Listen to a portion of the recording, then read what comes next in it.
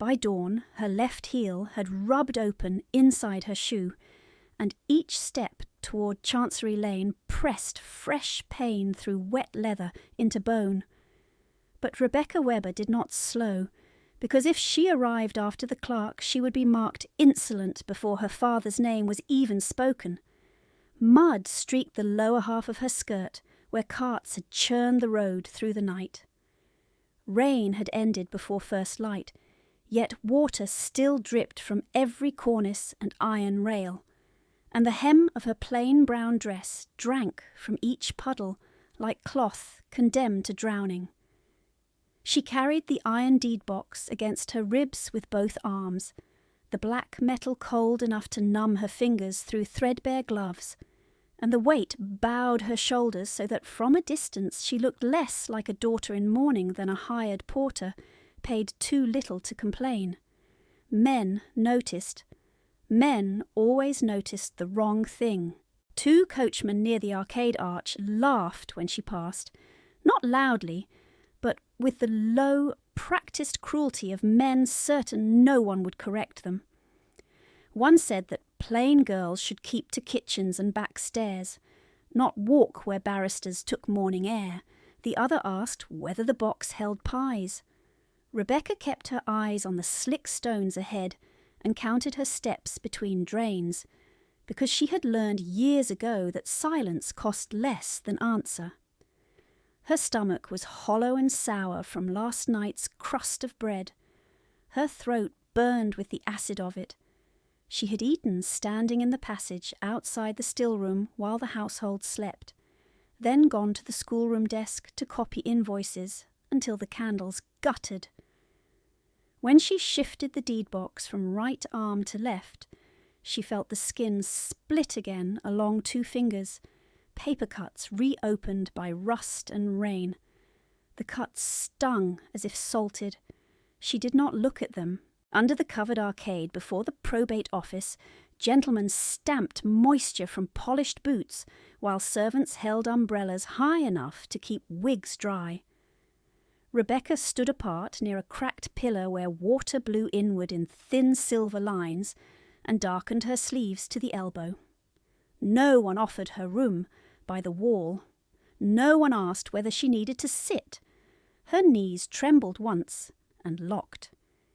She had slept 3 hours in the attic room above the old nursery, in blankets that smelled of dust and old lavender, without coal in the grate because Mrs. Webber had declared fuel a waste on a girl who produced no dowry and no invitations. The order had come in the same tone she used to discuss spoiled cream, practical, final. Supper had ended for Rebecca soon after. A tray no longer came upstairs. If she wished to eat, she waited until the kitchen had dismissed the last dish and asked cook for what could not be sold to pigs. Sometimes cook slipped her broth. More often there was nothing to slip. The larger cruelty came after midnight, when the household books were brought up in a stack, and she was told to copy each line in a neat hand by morning because ingratitude must learn discipline. Ink had eaten the pads of her fingers to tenderness. Lye water had cracked the skin between thumb and forefinger, where she washed nibs and wiped ledgers clean for recopying. She had become useful in ways that left no record. In the arcade, a young barrister glanced at her hands and then away quickly, as if raw skin might be catching.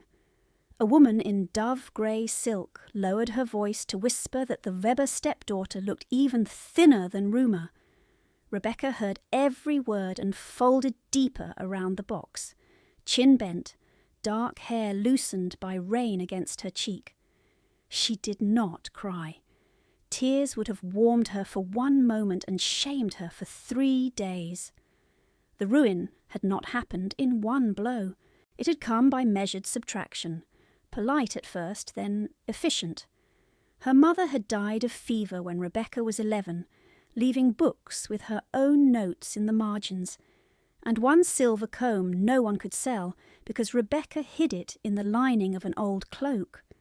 Her father had endured that loss with a gentleness that looked like weakness to people who valued volume over principle. He remarried within 2 years. Mrs. Webber arrived with trunks of blue silk and rosewater scent, with 2 daughters old enough to sneer and young enough to enjoy it, with creditors already circling but smiling in her drawing room. At first the changes were small. Rebecca's French lessons were postponed for guests. Her music hour was given to one of the girls because talent should be visible. Her place at table moved 1 chair farther from her father. Then came the debts. Notes she had never seen before appeared with his signature at the bottom. Jewellery left in locked cabinets went missing and returned as excuses. A carriage horse was sold. Then the 2nd horse. Then the silver epergne from her mother's wedding service. As her father's lungs failed, work rose around him like floodwater. He coughed blood into linen and still asked for balance sheets. Rebecca held the books open while he traced columns with a shaking finger, and once, late in winter, when the fire had gone to embers and frost mapped the inside of the panes, he looked at her cramped hand and said, almost impatient with tenderness, that she had the mind of a solicitor and the endurance of a winter horse. He meant to encourage. She held that sentence as others held prayer. After his burial, the schoolroom was emptied. Governess wages were dismissed. Rebecca's dresses were cut down and mended at cuffs that frayed again in a fortnight. She became the hand that copied, the feet that climbed stairs, the back that bent. She became present only when there was blame to assign. In the bright front rooms, her name was spoken as if it were an inconvenience in the china pattern. Yet even then she had kept one narrow province untouched. In the margins of household ledgers, where columns of sugar and lamp oil marched in obedient rows, she copied passages of law from memory when no one watched. Testamentary capacity, revocation by subsequent instrument, witness competency. She had borrowed old manuals from a retired clerk who rented rooms behind the apothecary and returned them wrapped in butcher paper so the maids would think she carried meat. She read while stirring starch, while waiting for ink to dry, while standing in passages where draughts rose through cracked tiles and made her teeth ache. Language gave structure to injury.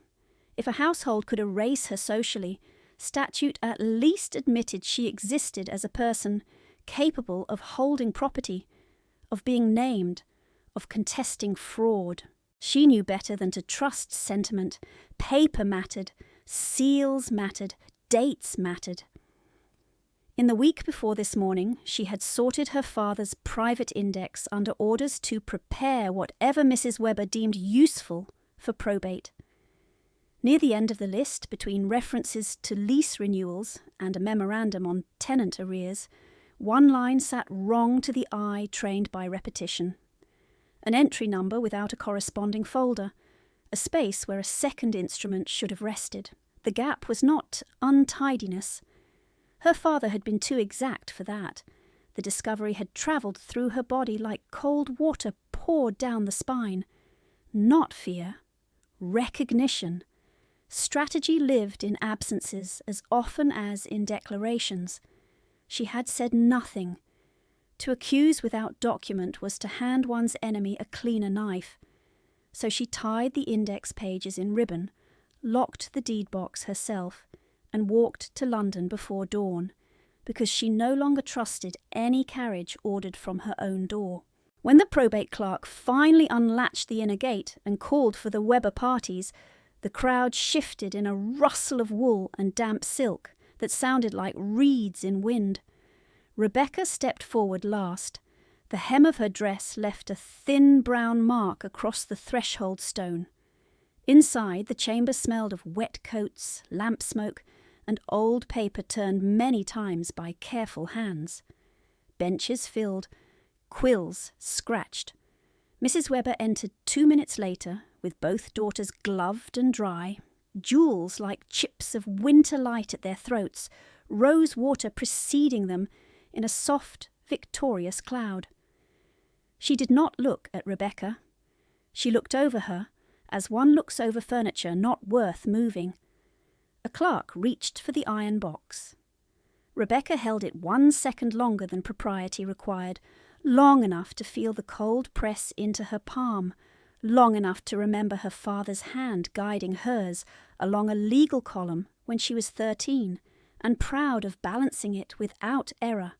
Then she released it. She sat where directed, spine straight despite the ache along her shoulders, hunger twisting once under her ribs, and then settling into a familiar quiet.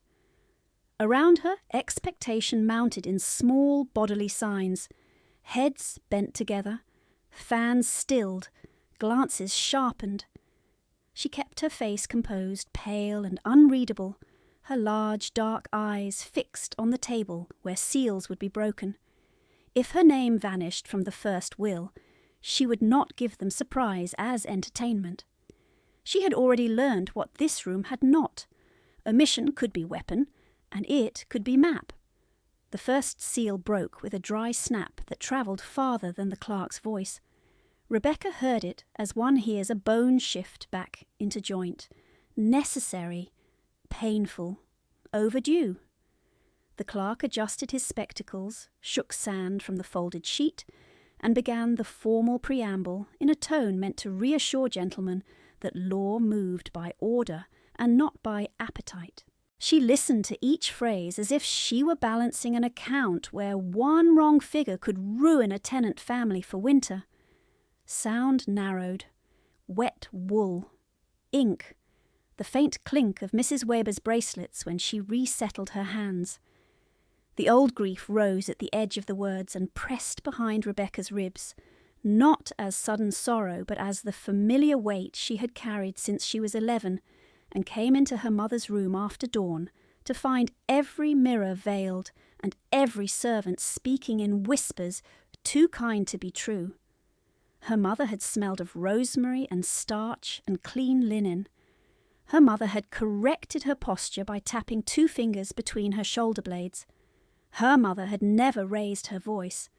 Fever took her in 4 days. The house never recovered.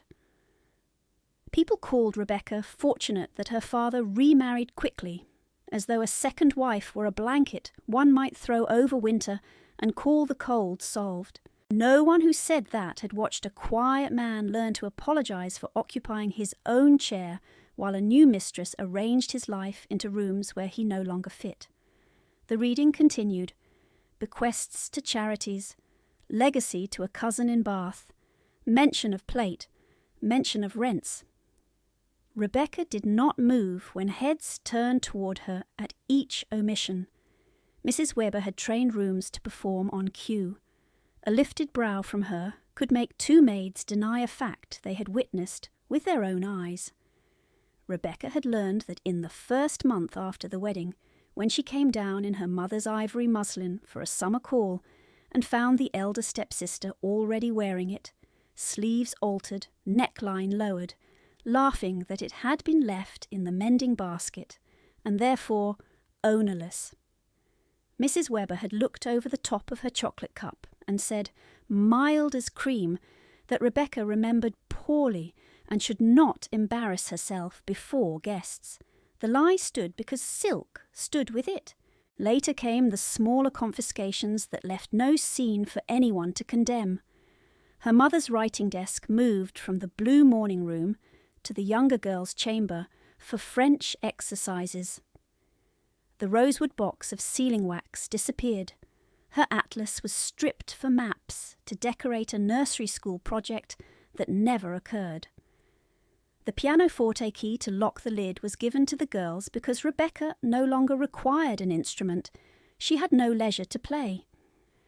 By the 2nd week of October, the year after Mr. Weber's cough first turned red, Rebecca was serving tea in the same drawing room where she had once read aloud to him from Blackstone while rain struck the glass.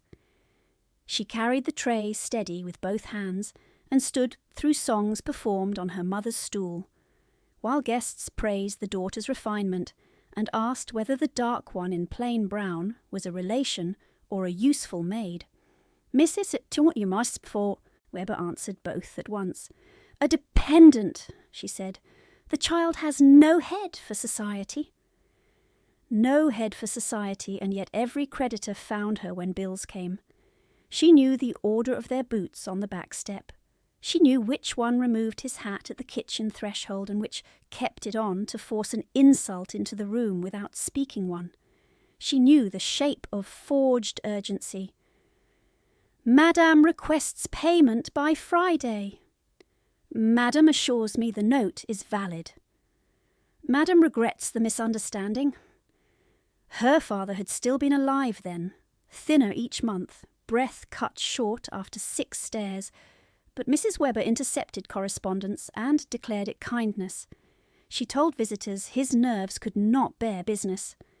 She told Rebecca that sick men required rest, not arithmetic, and then sent fresh piles of unsigned promissory papers to his bedside with ribbons already tied.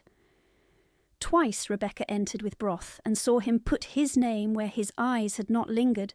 Once she moved the candle closer and watched his hand hesitate above a line she could not read from the door.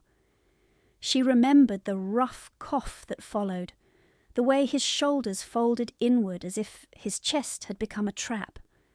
She remembered wanting to cross the room and not crossing it, because Mrs. Webber stood between them with one hand on the bedpost and one on the paper, smiling as if obedience were filial piety. When he slept, Rebecca checked ledgers. Figures failed to balance. Amounts were lifted and repeated under altered dates. Interest appeared where no principal had been recorded. She copied discrepancies onto scraps and hid them in grammar books no one in that household opened. In January, she found her father's signet pressed in warm wax on a note he had been too fevered to leave his room to witness. In February, the jeweller's account listed her mother's pearl eardrops sold to clear a debt incurred for imported lace. In March, the carriage horses were gone, and Mrs. Webber blamed market conditions. In April, the tenants waited in the rain outside the steward's office while the elder stepsister ordered blue silk from Bond Street and complained the shade was provincial. The clerk reached the section addressing the family line. He spoke the words, "My beloved wife," with bureaucratic neutrality, and Mrs. Webber lowered her lashes in practised bereavement. Rebecca's jaw tightened once and released. Beloved had been used by men who wrote with witnesses present. It had also been used by men too tired to fight in rooms where refusal would become another illness to be managed by others. The daughters sat flanking their mother like polished mirrors. The elder wore Rebecca's grandmother's garnet brooch reset in a modern clasp. The younger had tied back her hair with black ribbon cut from mourning trim that had once edged Rebecca's winter mantle. Rebecca saw these things because deprivation had taught her to inventory by sight. Her own mantle now hung in her attic with the lining turned twice and the collar darned where moths had eaten through. Her shoes had paper at the toe under worn leather. Her gloves were her father's old riding gloves cut down and resewn by candlelight. Hunger had given her a private clock. She could tell the hour by whether pain sat low and dull, or sharp and twisting. Today it stayed sharp. She had eaten crust and weak tea. Still she had copied 3 pages of tenant arrears before leaving at first light, because if she failed one task while pursuing another, Mrs. Webber would call it proof that learning made women useless. The phrase had been repeated often enough to harden into household law. Girls who read statutes forget their station. Girls who ask for signatures become insolent.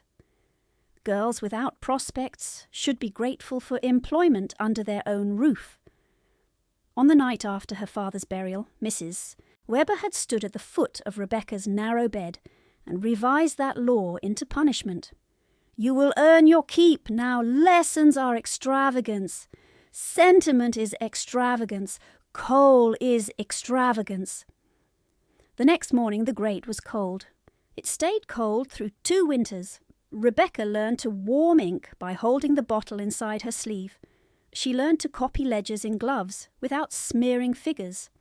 She learned to keep her face still when a slap came in a corridor where portraits could not testify. The legal language moved toward dispositive clauses. Benches creaked. A man in the back coughed into a handkerchief. Someone whispered that the girl looked carved from tallow. Rebecca kept her spine straight against the splintered bench and let the memory of her father's hand steady hers. In his last spring, when he could no longer walk to the office, he had her bring him the lease abstracts and the statute volume on settlements. He would listen while she read, eyes shut, then ask one question so exact she understood at once that illness had not dimmed his judgment, only his strength. If a will is executed under pressure, what is required to prove undue influence? If a prior instrument is revoked, where must notice appear to avoid mischief?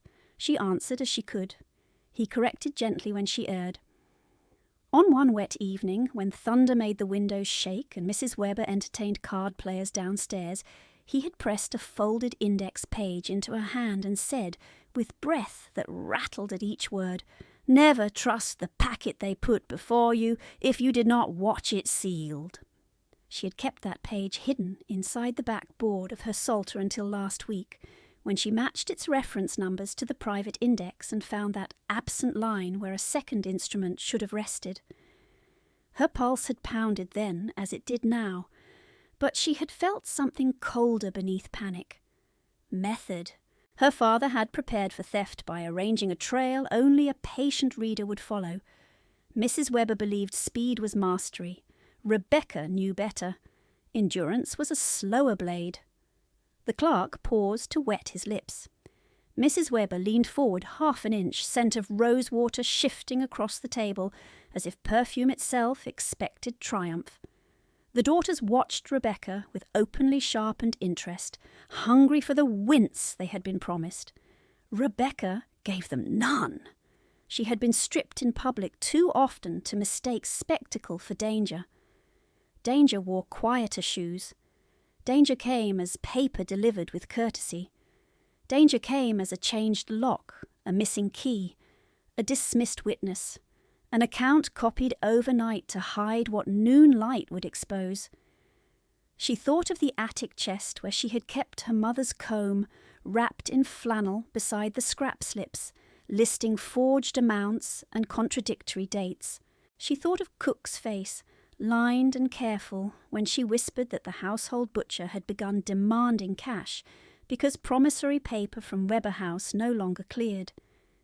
She thought of old Mr. Hales, the retired clerk near the apothecary, pressing a narrow volume into her hand last month and saying without looking directly at her that registries remembered what drawing rooms denied. Those were her true inheritances so far. 1 comb, 12 scraps, a warning, and law enough to read her enemy's methods even when she could not yet stop them. When the line finally came that left her unmentioned, the room answered as rooms do when social order receives fresh theatre.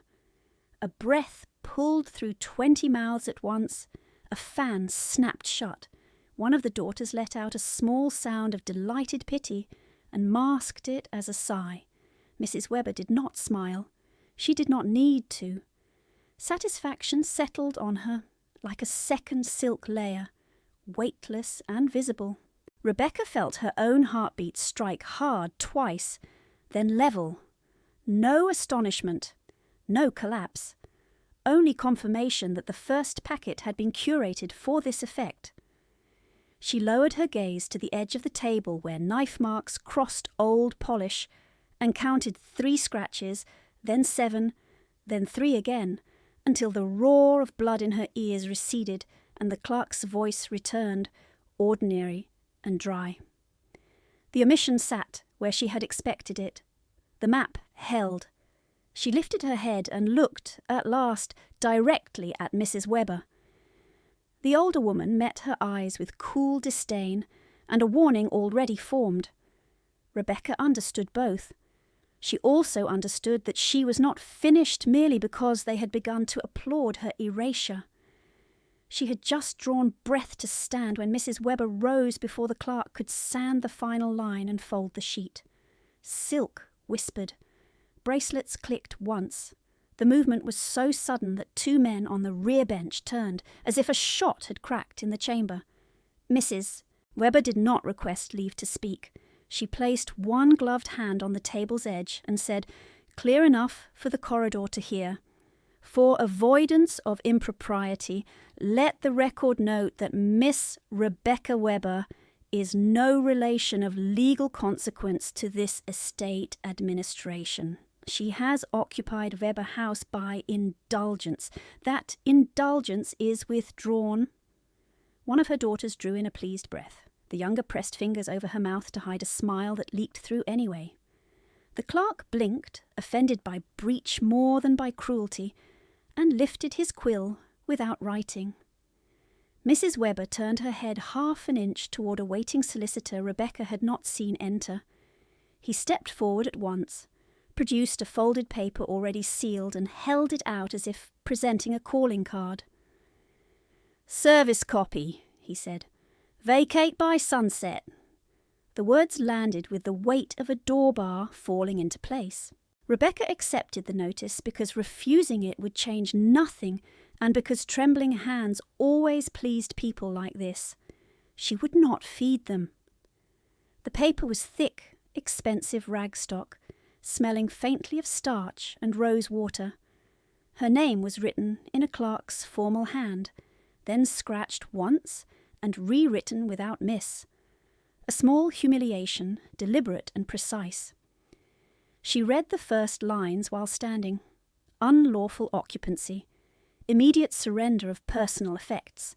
Access to all family records revoked. At the bottom, where witness signatures should have sat in clean sequence, one line slanted slightly uphill, as though signed in haste. She folded the notice along the existing crease and slipped it inside her cuff. Mrs. Webber extended her hand toward the iron deed box with a softness that carried more threat than shouting. "Give that here." Rebecca didn't move. "It belongs to the estate," Mrs. Webber said.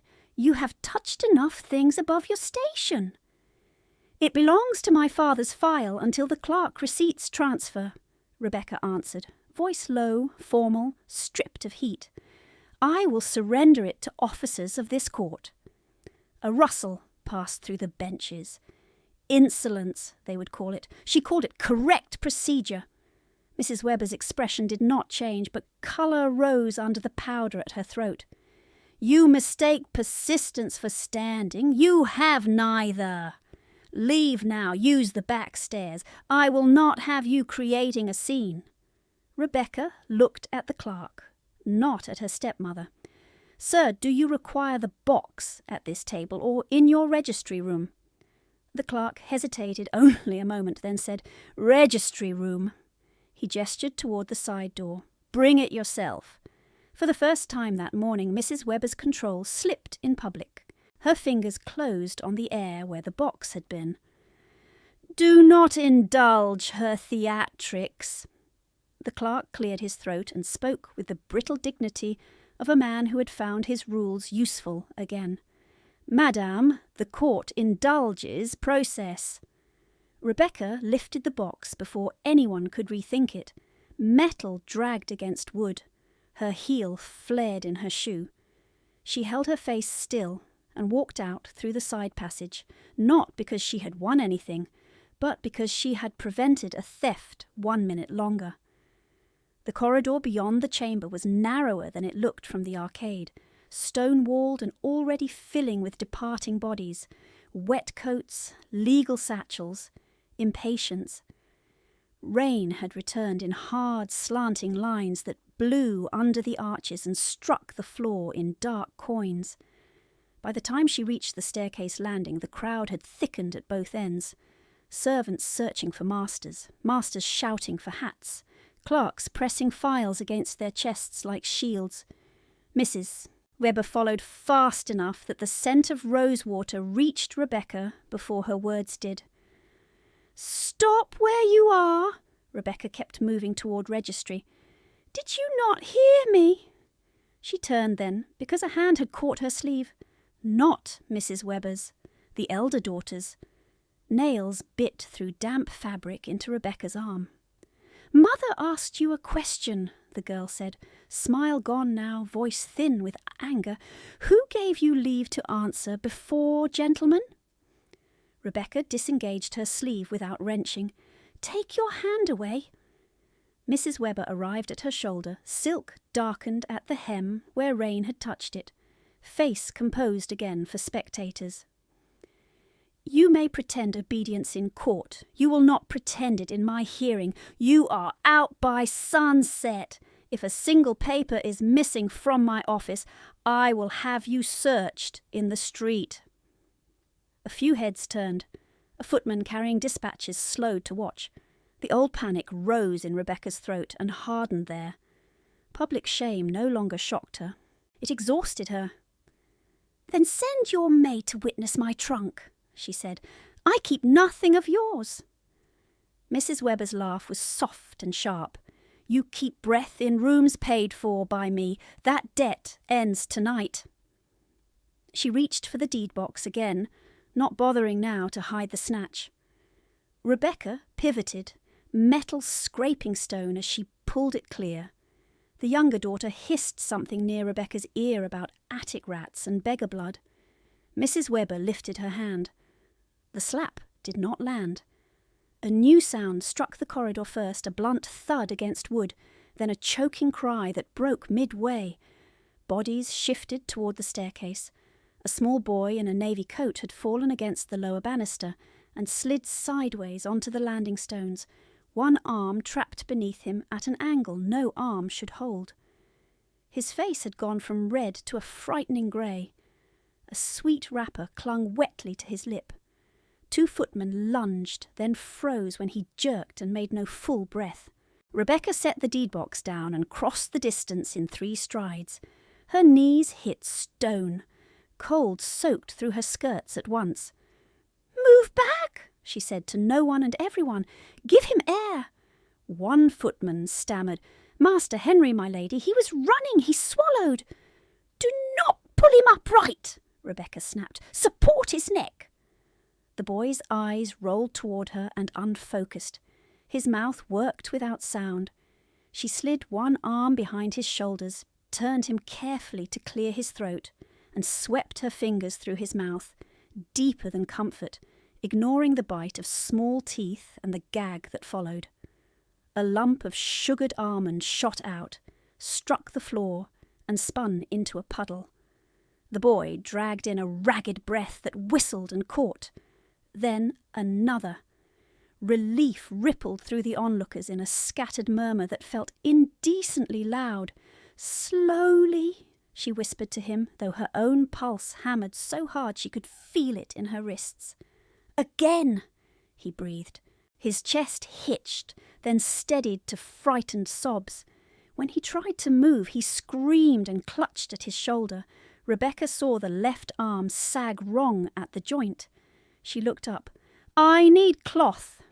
No one moved quickly enough. She reached to her own petticoat hem, tore a long strip with both hands, and folded it into a sling while rain blew across her bowed head and plastered dark hair to her cheek. The fabric gave with a ripping sound that silenced the last whisper in the corridor. Aristocratic flesh in a stranger's lap. A stepdaughter in rags giving orders to liveried men.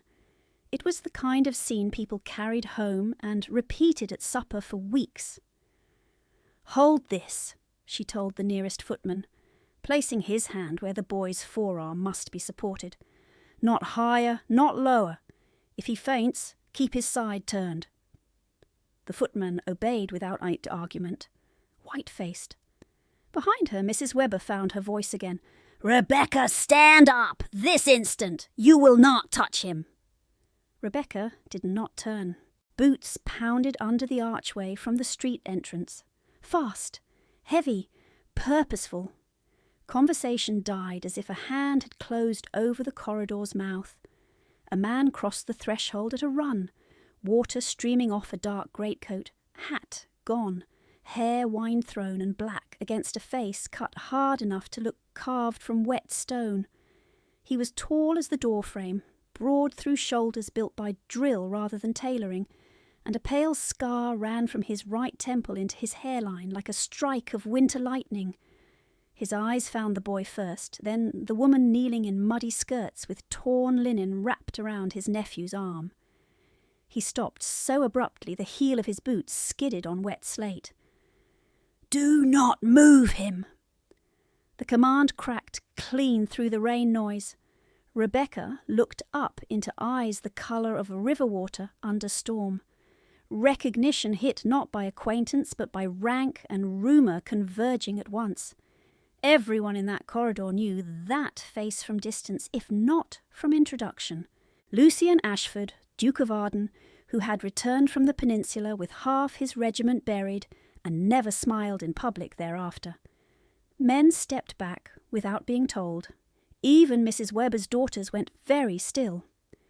Rebecca kept one hand under the boy's neck and answered before caution could catch her tongue. "If your grace wishes him alive, his shoulder must be held as it is. He choked. I cleared it." For a heartbeat she expected rebuke. She expected a guard's hand on her collar. She expected to be reminded in front of everyone where she stood. The Duke dropped to one knee opposite her, coat darkening at once where rain hit wool, gaze flicking over the boy with military precision, breathing, colour returning, pupils responsive, arm displaced. He did not waste words on panic. "Henry, look at me!" The child blinked through tears. "Uncle, stay still!" Henry whimpered and tried to curl toward Rebecca instead. She tightened the sling knot and murmured, "Do not twist. You are doing well." The Duke's jaw flexed once. He turned his head without looking away from the boy. "Where is Dr. Vale?" a groom answered from behind the crowd. "Fetching, your grace. He is in chambers above." "Now!" The groom ran. Only then did the Duke look directly at Rebecca. Rain traced from his hair to the angle of his cheek and dropped from his chin to the stone between them. Up close, the scar pulled slightly when he narrowed his eyes. His gaze moved from her face to her hands, to the torn petticoat, to the mud up her sleeves, to the bruise darkening at her wrist where fabric had fallen back in the struggle over the box. He did not pretend not to see it. "You are injured," he said quietly. "You were left so." Words she had swallowed for years rose hot and useless behind her teeth. She pressed them down. "It is nothing, your grace." "Liar!" He said it without cruelty, as plain fact, then shifted his attention as Dr. Vale arrived, breathless, with case in hand. The physician crouched, assessed, and gave Rebecca one sharp nod after checking Henry's airway. "Who cleared him?" "I did," Rebecca said. "You prevented asphyxia." He touched the sling, tested alignment with careful fingers, and looked up at the Duke. "Shoulder likely dislocated, not fractured. She held him correctly. Keep him exactly so until we reduce it indoors." The corridor exhaled as if granted permission. Mrs. Webber moved forward, recovered enough to claim territory. "Your Grace, this girl has overstepped in every possible respect. She is no one. My household matter need not concern—" Arden stood in one smooth motion, and his height turned her sentence to fragments. He did not raise his voice. He did not need to. "Who are you?" The question landed harder than insult. "Mrs. Edmund Weber," she said, drawing herself up. "Widow. Executor." His eyes shifted once to the deed box on the floor, then back to her. "You struck her." "I corrected impertinence." He held her gaze for 2 beats that felt like measured blows, then addressed the footman nearest him. Bring my carriage to the lower arch. Cushions flat, blankets heated. We move now." Mrs. Webber tried again, sharper. "You cannot remove that child with a stranger in attendance." Arden did not look at her this time. "I can remove my nephew where I choose." He turned to Rebecca. "You will come. Keep his shoulder fixed." Every eye in the corridor swung to her. Refusal would be read as insolence. Acceptance would be read as ambition. Either way, the same mouths would speak by dinner. Henry's fingers had knotted in her torn sleeve and would not release. Rebecca inclined her head once. "Yes, Your Grace." The Duke gave 2 more orders in the clipped cadence of a man accustomed to immediate obedience. "Vale, ride with us. Carter, hold that sling exactly as she directs." Then, to another servant already waiting for instruction, "Find the probate clerk. Tell him I require the sealed registry index for Edmund Webber's estate brought under chain to Arden House within the hour. If he refuses, remind him I will ask in writing before magistrates by noon." The servant bowed and vanished into the stairwell. Mrs. Webber's colour drained in visible increments. "On what authority do you interfere in private probate?" Arden finally gave her the courtesy of full attention, and the cold in his expression made the rain feel warm.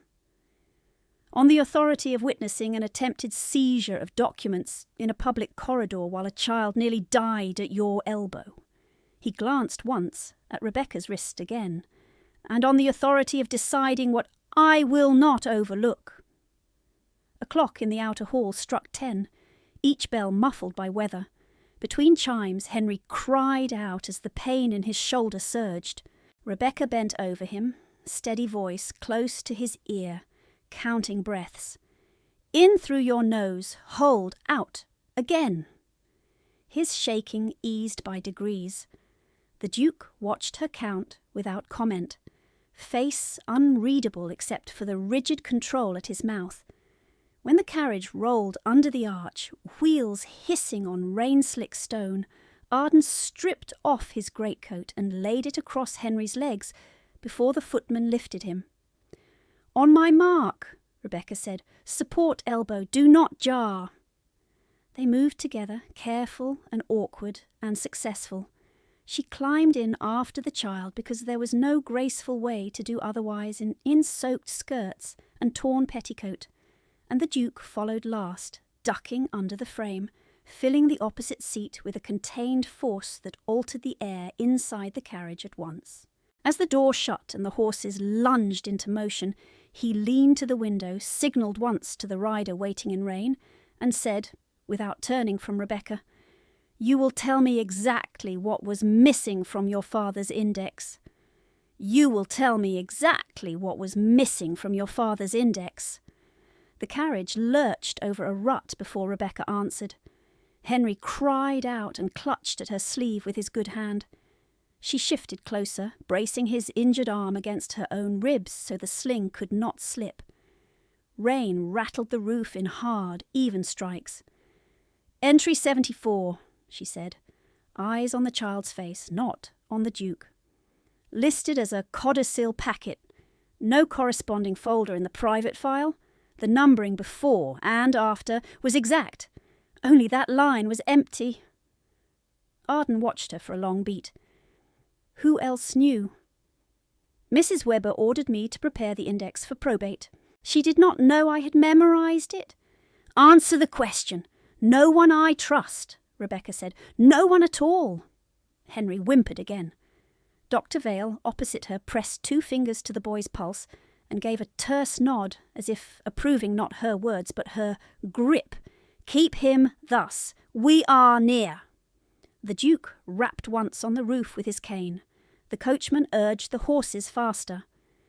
Through the blurred glass, Rebecca saw the city shift from crowded stone to wider streets, then to iron gates already opening at the Duke's approach.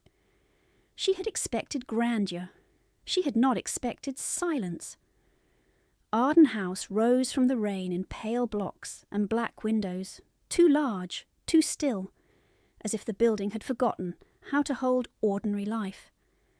When the carriage stopped under the portico, 4 footmen were waiting with warmed blankets, a shuttered lantern, and a narrow carrying board. "On my count," Dr. Vale said. "Miss Webber directs the shoulder. You obey her." No one objected. No one looked surprised that a mud-streaked woman in a torn hem was giving instructions in the Duke's own entrance hall. They moved when she spoke. She guided Henry's elbow, kept his wrist elevated, and corrected the angle twice with quiet firmness until he was settled on the board without a fresh scream.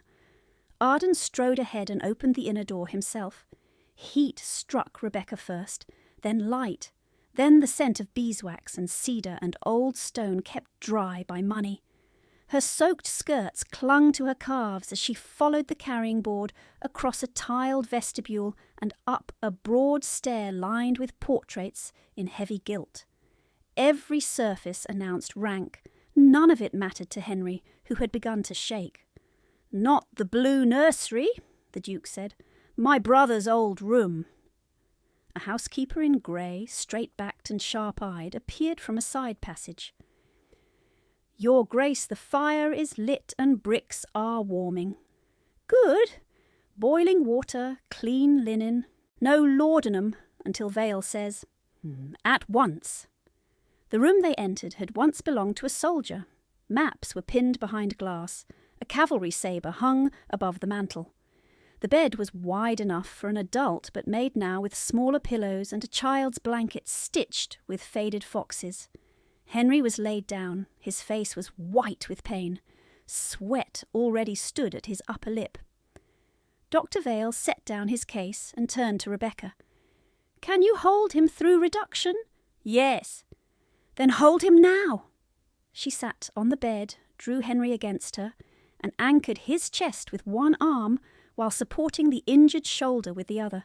"Look at me," she whispered. "Do not look at your arm. Breathe where I count."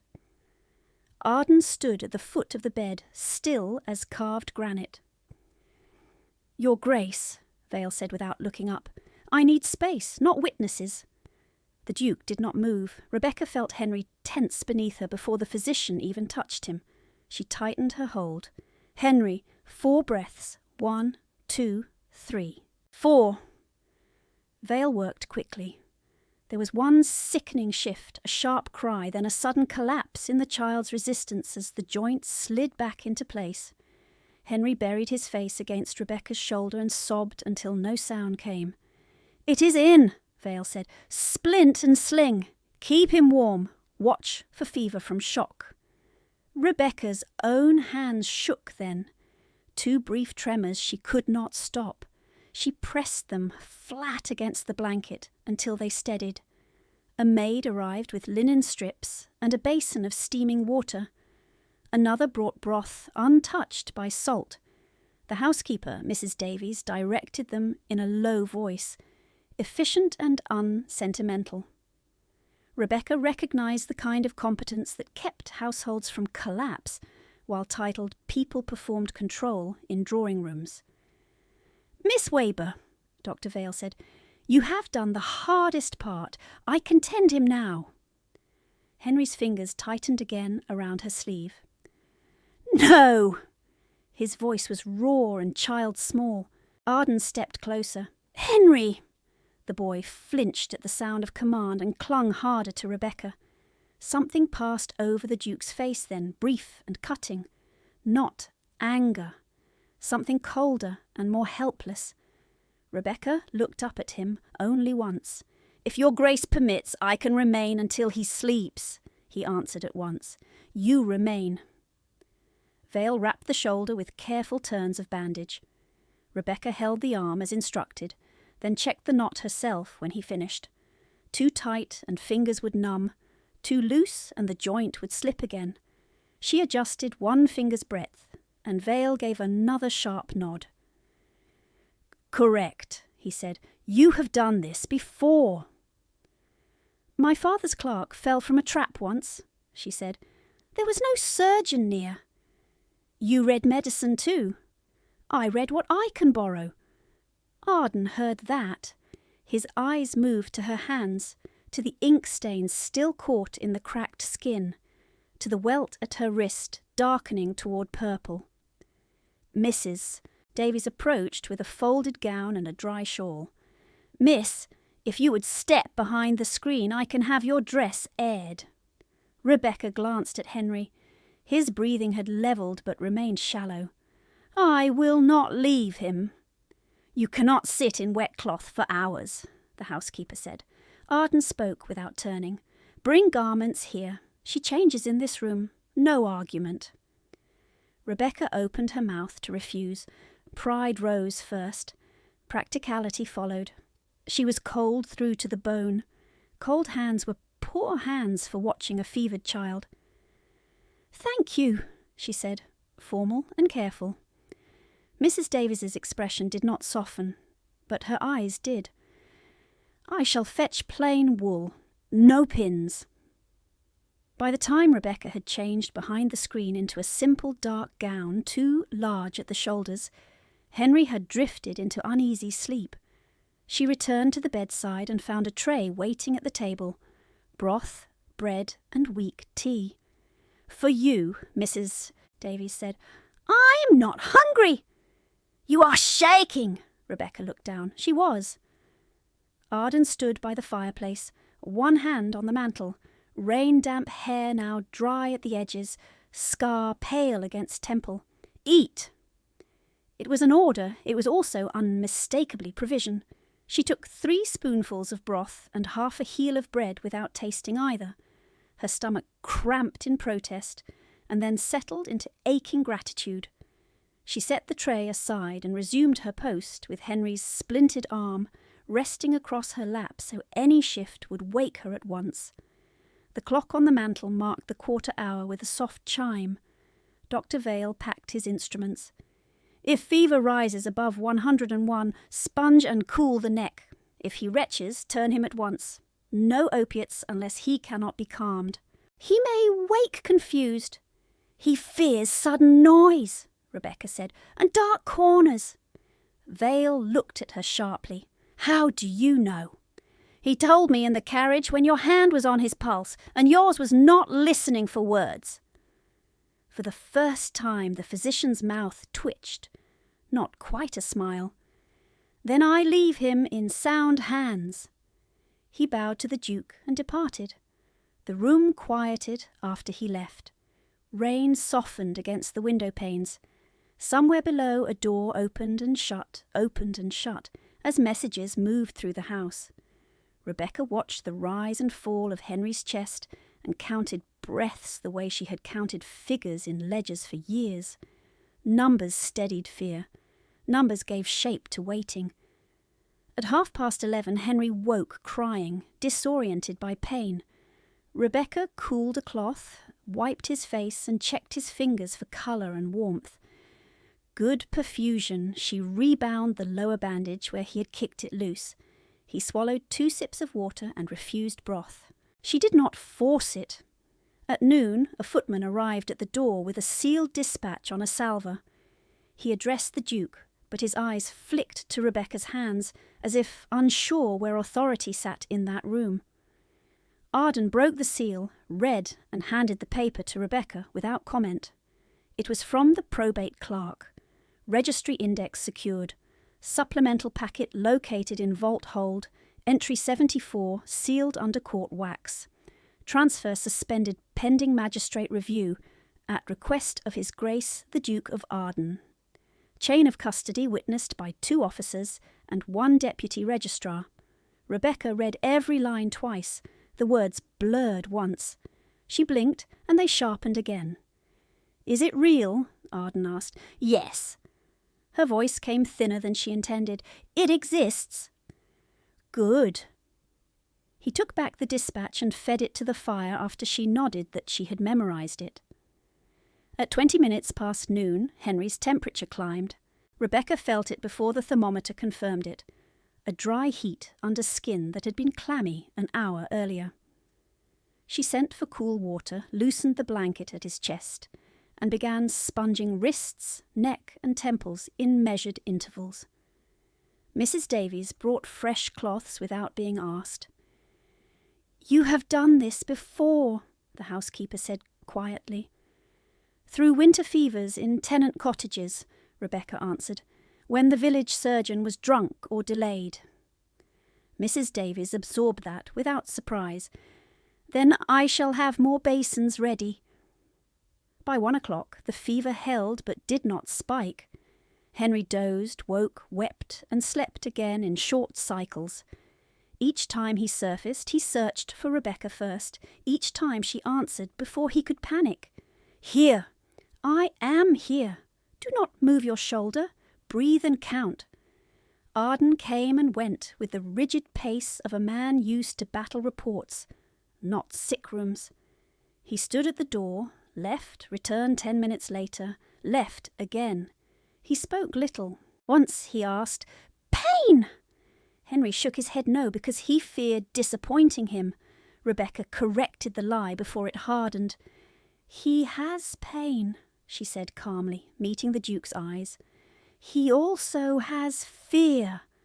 Arden's jaw tightened. "What do you require?" "Quiet, predictable voices. No sudden touch from strangers." He turned to the servants in the corridor. "You heard." No one slammed a door for the next 2 hours. By the second hour past noon, Rebecca's back ached from holding still. Her left heel throbbed inside the borrowed slipper. Blood from the morning blister had dried to stiffness. She did not shift. Henry had finally sunk into deeper sleep, with his head against her thigh and his injured arm secure in the sling. If she moved too soon, he would wake in pain. So she remained where she was, one hand resting lightly over the bandage to feel for any dangerous slide. Arden entered once more and stopped just inside the threshold. She sensed him there, but kept her eyes on the child. "You should rest," he said. "He should rest first." "That is not an answer. It is the only one I have." Silence stretched. Fire snapped in the grate. "Why help him?" Arden asked at last. "You had no obligation." Rebecca looked down at Henry's damp curls against the blanket. "He could not breathe. That is all. It is enough." He held that answer like a blade turned in his hand, testing edge and weight. Then he inclined his head once and withdrew without another word. At 2:30, Henry woke, shaking from a fever dream, and tried to sit upright. Pain hit instantly. He cried out and fought the sling, wild with fright. Rebecca caught his wrists, not hard, only firm enough to keep him from harming himself. "Henry, look at me. You are in your uncle's house. Your arm is safe. Count with me." He could not. His breath came too fast. She recognized the rhythm of panic, the body convinced it was drowning again, though air was present. She lowered her voice to the cadence she had once used for a tenant girl after a barn fire, slow and even, each word placed like a stepping stone. "Find my hand. Good. Squeeze once for yes, twice for no. Is this your room?" One squeeze. "Oh no, is your shoulder held?" One squeeze, then a sob. "Does your chest hurt?" 2 squeezes. "Good. Then we begin. In. Hold. Out. In." His breathing followed by degrees. Not quickly, not cleanly, but it followed. When he could listen, she reached for the Latin primer lying on the side table, its corners chewed from earlier years. "Shall we outrun pain with grammar?" He gave a wet, uncertain laugh that broke in the middle. "You are cruel." "Yes," she said. "Decline mensa." He groaned. "Mensa, mensae, mensae, mensum." "Better," she said, and turned the page. "Again." She read and he repeated, stumbling, correcting, insisting on finishing each line even when tears started again. The exercise gave his mind a rail to hold. Fever loosened him. Habit pulled him back. Rebecca kept the pace exact, never too fast for breath. She did not know Arden had returned until a floorboard sounded near the half-open door. She glanced up once and saw only the edge of his coat, and the stillness of a man who did not wish to interrupt. He remained there through 3 pages of declensions, and a short passage from Caesar rendered into clumsy schoolboy English. He did not speak. He did not move. At 3 o'clock the fever broke, not all at once. Sweat cooled along Henry's hairline. His skin lost its frightening heat. His hands unclenched. Rebecca changed the damp pillowcase, rechecked the sling, and coaxed him to drink watered broth in spoonfuls. Mrs. Davies returned with fresh lamps and paused when she saw the thermometer. "Down! Down!" Rebecca confirmed. The housekeeper let out a breath she had likely held since morning. "I shall send word below." Henry's lashes fluttered. He looked toward the door where his uncle stood, partly hidden by shadow. "Will he stay?" Arden stepped forward then, crossing the room in 3 long strides. "Yes?" Henry reached for him with his good hand. The Duke took it, awkward at first, then steadier as the child's fingers settled around his thumb. Rebecca looked away to give them privacy. That rank could not command and grief could not teach. After a moment, Henry's grip loosened. He drifted back to sleep, this time without jerking awake. Rebecca eased herself from the bedside inch by inch, prepared to stand for the first time in hours. Pain shot through her heel when weight returned. She caught the bedpost and masked the wince too late. Arden saw. "Sit." "I am able." "Sit." She sat. Mrs. Davies placed a stool under her injured foot without comment and set a small bowl beside it. Warm water, clean cloth, salve that smelled of camphor and rosemary. Practical mercy offered as task. Rebecca cleaned the cut quickly, embarrassed by the attention, and bound it herself. No one pretended not to notice. No one mocked. The absence of contempt felt so unfamiliar it hurt more sharply than the wound. By the time the long case clock in the corridor struck 4, rain had thinned to mist. The room held the muted peace of danger past, but not forgotten. Henry slept with regular breath. The splints sat true. The fever had not returned. The first true stillness of the day settled over Rebecca like a blanket she did not trust. Arden remained near the window, profile cut against grey light. He had sent men to court, to registry, to magistrates. He had issued commands that would move paper and power by evening. Yet here, in the quiet after crisis, he watched a sleeping child and the woman who had kept him alive, and said nothing at all. Rebecca folded her hands in her lap to hide their tremor. She had come to probate, expecting erasure. She had spent 6 hours in a duke's private chamber with a child who would have died in a corridor if she had waited for permission. The world had not turned fair in a single day. It had only cracked wide enough to show that witness could alter fate when law and courage arrived in the same hour. At the door, a footman appeared with another sealed packet and bowed low. "From Chancery, Your Grace, the Deputy Registrar awaits your instruction." Arden took the packet, but did not break it yet. His gaze rested on Rebecca, direct and unreadable. "Do not leave this house," he said. "Not until I return." "On what authority, Your Grace?" Rebecca heard the question leave her mouth before caution could retrieve it. Her voice was low, but it carried in the quiet room. Mrs. Davies went still beside the washstand. The footman at the threshold kept his eyes fixed on the silver salver, as if it were scripture.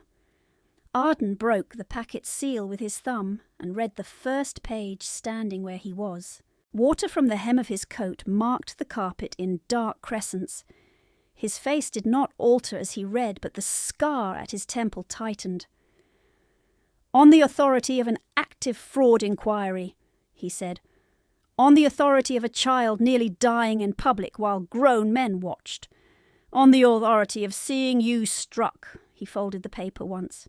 "And on mine."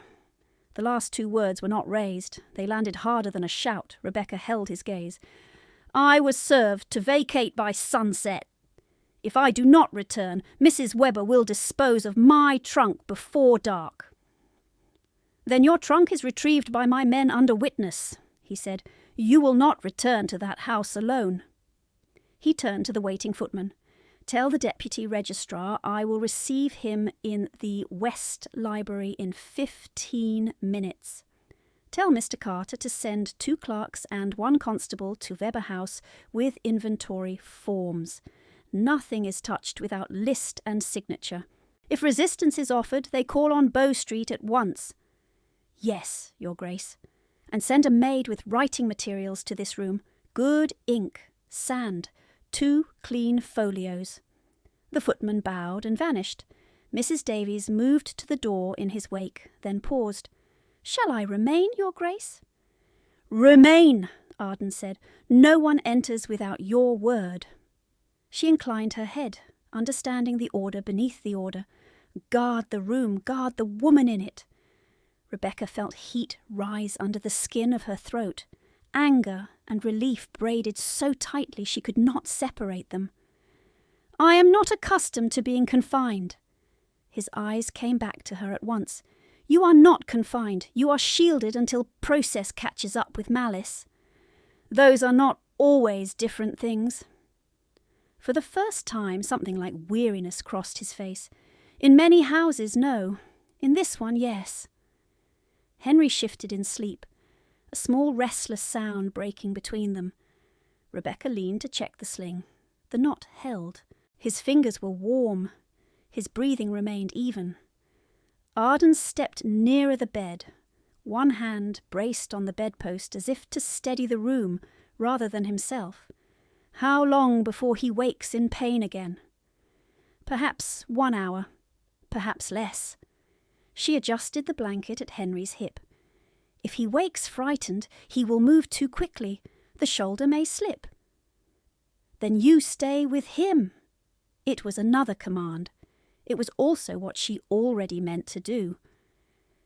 A maid arrived with a writing case and left as quickly as she came.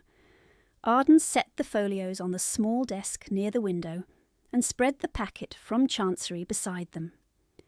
Rebecca watched his hands as he sorted papers by size and seal, exact and swift, like a field officer laying out maps before dawn. He selected 1 sheet and crossed back to her. "Your notice?" She touched her cuff by reflex. The folded paper was still there. She drew it out and passed it to him. He read in silence. His jaw hardened by degrees. "Defective service," he said at last. "No proper witness. Executor claim asserted before grant. Threat language outside lawful form." Rebecca blinked once. "You read tenant notices." "I read coercion." He folded the paper on its original lines and held it out again. "Keep this. It is evidence." She took it, careful not to brush his fingers. "Thank you." "Do not thank me for naming what is obvious." "To me, yes," she said. "Not to many rooms." Something shifted in his expression then.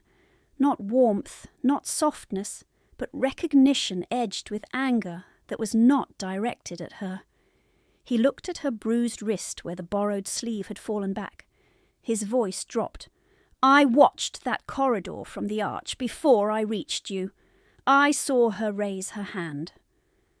Rebecca went very still. "I saw you keep hold of the box while she tried to take it," he continued. "I saw you choose procedure while they tried spectacle. I saw you go to the child when others stepped away." He paused. "I have not forgotten 1 second of it." The room seemed suddenly smaller, the fire louder. Rebecca pressed her palm against the bedspread to keep her hand from trembling. She had spent years being observed only for faults. The precision of this witness felt like standing too near a flame after winter. Mrs. Davies, practical and merciful, intervened by action rather than speech. She set a fresh cup of tea on the side table and nudged it toward Rebecca's reach. "Drink while it is warm, miss." Rebecca obeyed because disobedience would have been foolish pride. The tea was strong and bitter. It steadied her.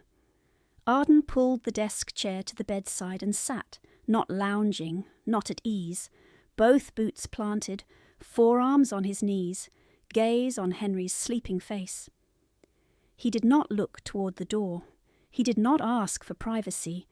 He simply remained as if leaving before the child woke was not available to him. Minutes passed in the rhythm of the mantel clock and Henry's breath. Rebecca felt each minute in her back and heel. The room's warmth reached her slowly, like a language she had once known and lost. A soft knock sounded. Mrs. Davies opened the door one span. A liveried messenger bowed from the hall. "From the West Library, Your Grace. The Deputy Registrar has arrived. Also Mr. Carter has departed with clerks and constable for Webber House. He requests to know whether Miss Webber's effects are to be removed to Arden immediately." Arden did not rise. "Yes, to the East Steward's rooms, locked. Mrs. Davies holds the key. It will be done. And the registry packet?" "In the library safe, sir. Logged." "Good. Tell the Deputy Registrar he waits 10 minutes.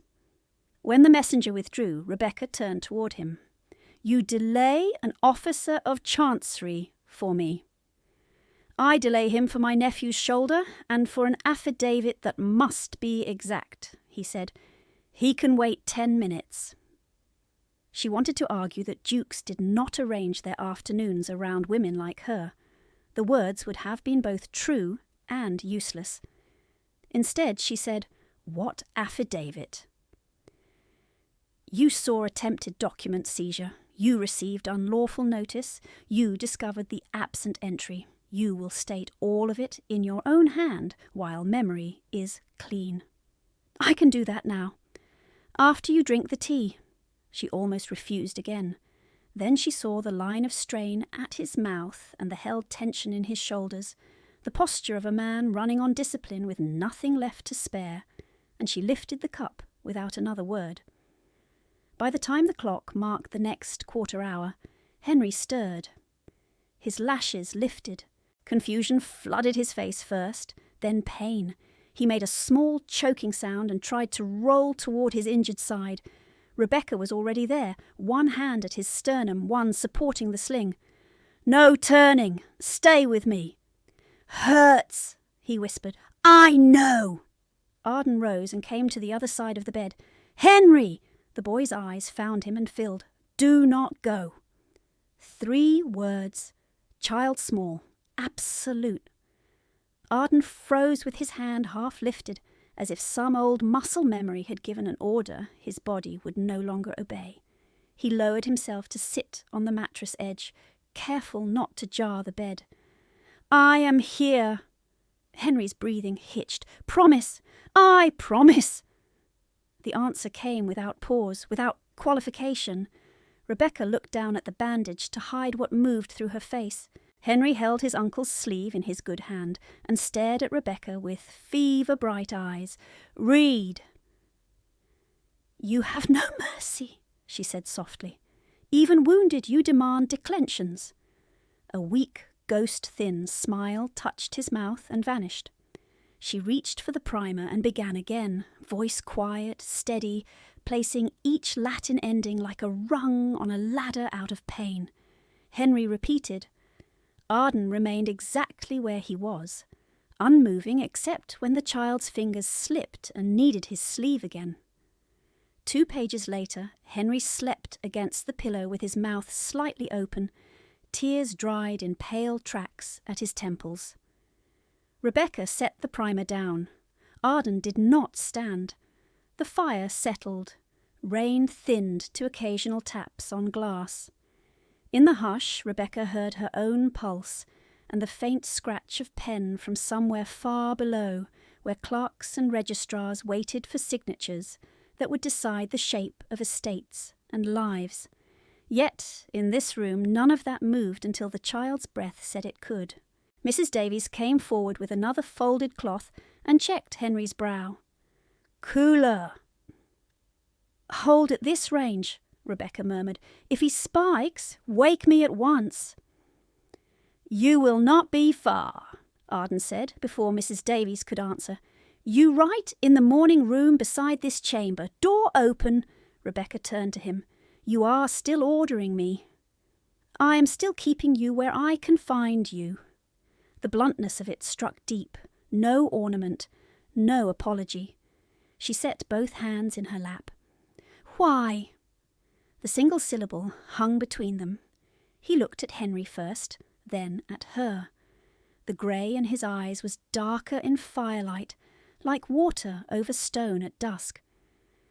"Because I have buried enough people to know the cost of looking away," he said. "Because I watched a room decide you were disposable until you proved otherwise with your hands. Because if I had arrived 2 minutes later, my brother's son would be dead, and you would still have been turned into scandal for saving him." His voice roughened once, then flattened again into command. "I will not permit that outcome." Rebecca could not speak for a moment. She had heard promises before. They usually came scented with conditions. This one came like a military order issued to himself. Mrs. Davies, eyes on Henry's sling, said quietly, "Your Grace, the Deputy Registrar has waited near half an hour." Arden stood then, slowly as though leaving the bedside required decision rather than motion.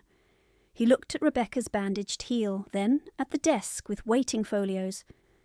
"You write only what you witnessed. No embroidery, no mercy for them either." He nodded toward her injured foot. "If that dressing bleeds through, Mrs. Davies changes it."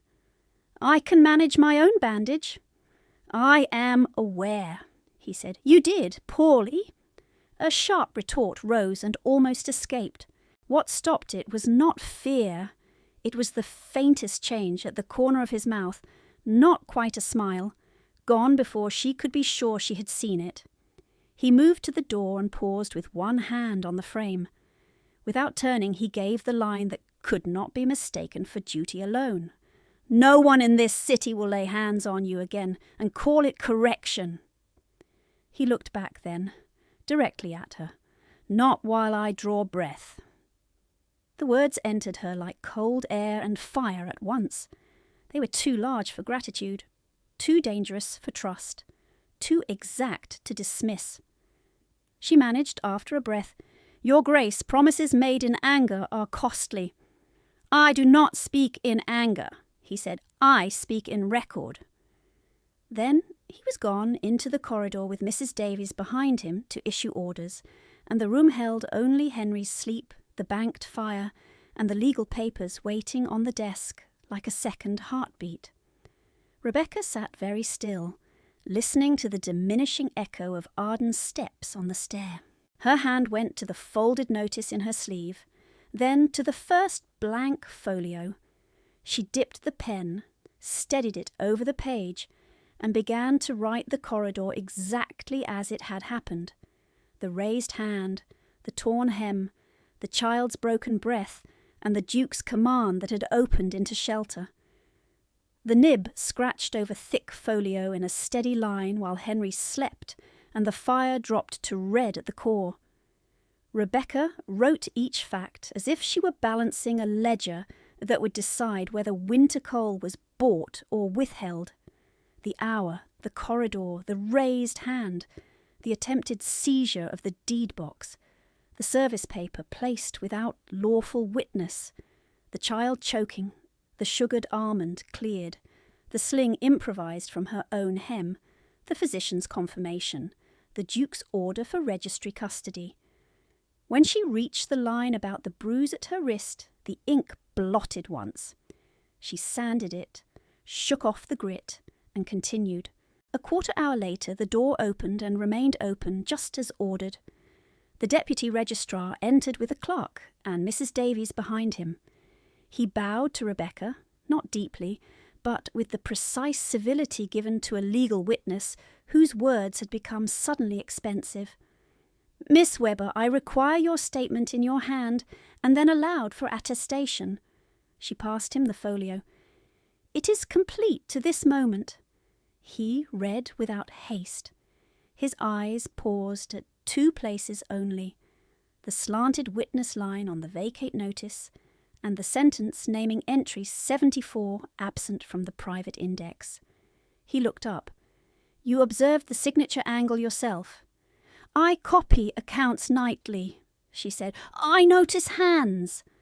He gave the smallest nod and set the page before the clerk. "Read it back." The clerk read every line. Rebecca corrected 1 word, changing snatched to attempted seizure. Precision mattered more than fury. When the reading finished, the registrar turned the page and pressed the affidavit block toward her. "Sign!" She signed Rebecca Weber with no flourish. Another knock sounded. Carter stepped in, reins still on his shoulders, 2 mud-marked clerks behind him, and a constable at the rear. He bowed first to the registrar, then to Rebecca. "Report from Weber House," he said. "Entry granted under constable presence. No arrest required." Mrs. Weber protested and attempted to bar the attic stair, but stood aside when warrant authority was read. Inventory completed and witnessed. He handed over 3 tied packets and 1 small wooden chest. Miss Weber's trunk sealed, attic chest recovered from beneath bedding, 12 loose slips found in grammar books, in the same room, listed as personal papers. 1 silver comb wrapped in old flannel in the cloak lining, listed and returned. 1 private index, ribboned in blue, listed and returned. No estate papers removed by us except by order. The iron deed box transferred from probate chain to Arden's secure custody against receipt. Rebecca's throat tightened at the plain recital of objects she had guarded like contraband pieces of herself. The registrar checked each receipt, then asked, "Any damaged seals?" "None." "Any undisclosed packet?" Carter glanced once at Rebecca before answering. "1 packet in registry vault already under your seal, sir. Entry 74. Collected from Chancery and placed in Arden Library, safe, at 13 minutes past noon. Logged by me and by the Duke." Every report called earlier had found its return. By dusk, the West Library had become a chamber of paper and iron. The deed box sat open on the long table under 2 lamps. The registry packet lay beside it, court wax unbroken, until the registrar arrived with a magistrate's written leave. Arden stood at the head of the table in a dark coat, silent and motionless. Rebecca stood opposite, her bandaged heel wrapped in fresh linen, her hand resting on the back of a chair she didn't take. The registrar held up the packet for all present to see. "Supplemental codicil of Edmund Weber, filed and sealed. Opening now under witness." Wax cracked. Thread lifted, paper unfolded. Rebecca knew her father's hand at once, even before she read the line that named her. The strokes were thinner than in his healthy years, but exact. He had written in short clauses, each one built to survive challenge. "I intentionally omit my daughter Rebecca Weber from the public testament for her protection pending her 22nd year, to prevent coercive interference by my wife, Agnes Weber, whose conduct in debt matters I have reason to distrust." The next clauses were colder and clearer. Weber House and all unencumbered holdings were settled into an educational trust under Rebecca's sole authority upon reaching 22. Named trustees were temporary only and removable at her instruction. A schedule attached listed debt notes he believed forged or induced under incapacity, with dates that matched the slips hidden in grammar books. Rebecca did not realize she was gripping the chair until her knuckles whitened. She heard her father's voice in the legal cadence, weary but unbent. The registrar finished reading and laid the sheet flat.